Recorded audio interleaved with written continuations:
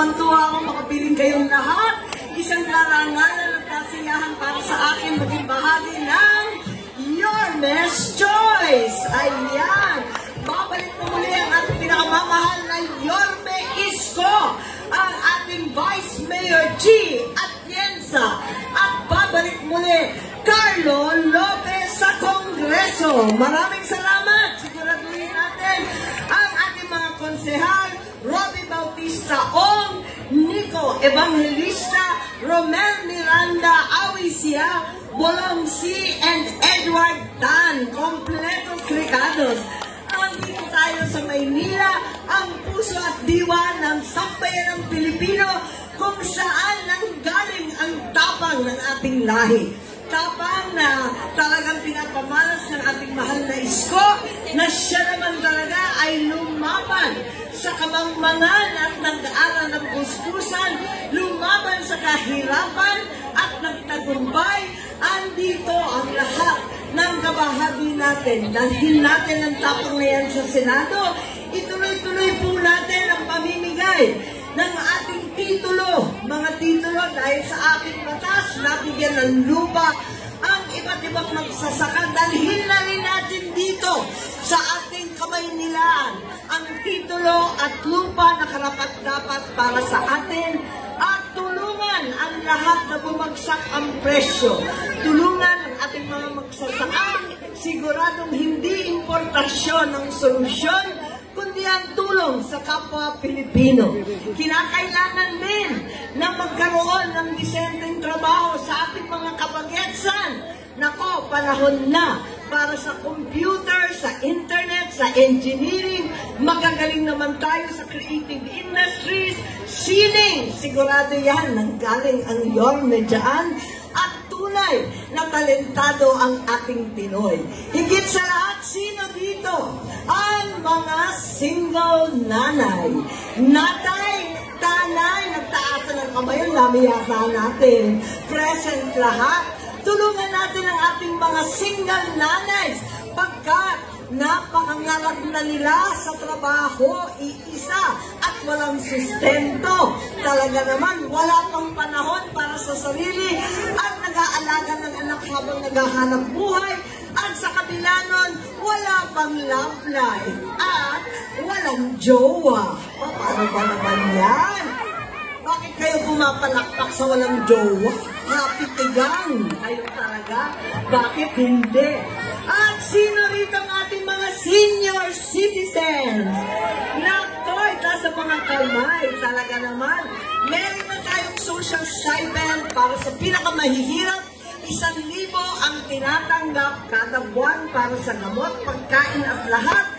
Ngunit sana palawakin pa natin yan para sakot na rin ang ating mga PWD. Bigyan na rin natin pantawid sweldo. Kung may pantawid pamilya, may pantawid sweldo rin. Ang taas-taas ng bilihin ngayon. Masyadong mataas ang presyo, kaya tulong-tulong po tayo. Siguraduhin natin sino naman ang nakarinig na ng Centenarians Act. Yung aabot ng 100 taon, pero ilan lang naman yun. Kaya pinalawak na natin po. At ngayon, 80 anyos, 85, 1995, tatanggap na rin ng regalo sa gobyerno. Dagdagan natin yan para ipamalas ang pagmamahal natin sa ating mga lola and lola na nag-aruga sa atin. Ayan, tulungan po natin lahat yan. Higit sa lahat, kung mahal mabuhay, mas lalong mahal magkasakit. Ako po.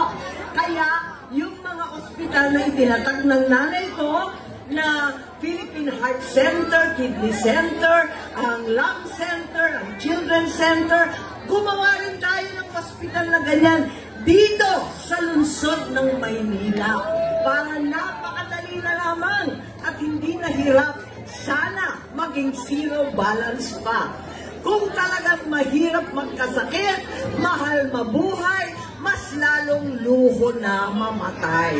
Pambihira naman talaga ang sitwasyon natin. Nag-iiyakan na, nagluluksa na ang ating mga kaibigan at kababayan kapag namatayan na problema pa kung paano maglilibing. Kaya, gawin na natin ang libreng libing para sa mahihirap. Tama po ba? Nako, marami pa tayong trabaho talaga.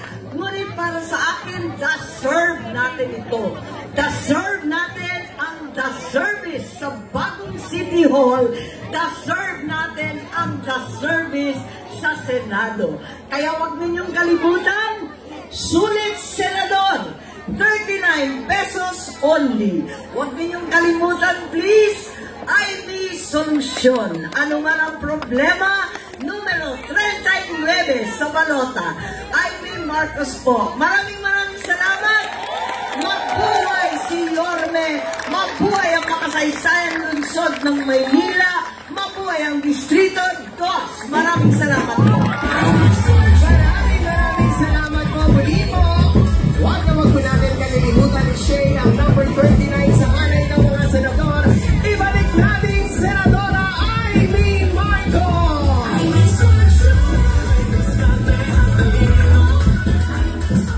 At sa mga pagkakataon po ito, muli po, sabay-sabay muna po nating panoorin ito. Ang ating konsehal, ang puntero ng bayan, numero 12. Magtan sa konseho, ang bumbero ng bayan. Hindi natin siyang iboto, numero 12. Ilang ang kanyang serbisyo, ang bumbero ng bayan. Magsama tayo, numero 12. Muli nating iboto bilang konsehal, si Edward Tan ng buong Distrito 2. Halina't atin na siyang ihalal. Edward Tan. Ang susunod na tagapagsalita ay halos 2 dekada nang nagbibigay serbisyo sa ikalawa. Mula noon hanggang ngayon ay walang tigil at walang sawa ang pag-abot ng tulong, lalo higit sa ating mga nasasakupan. Ang muling magbabalik sa konseho, ang tinaguriang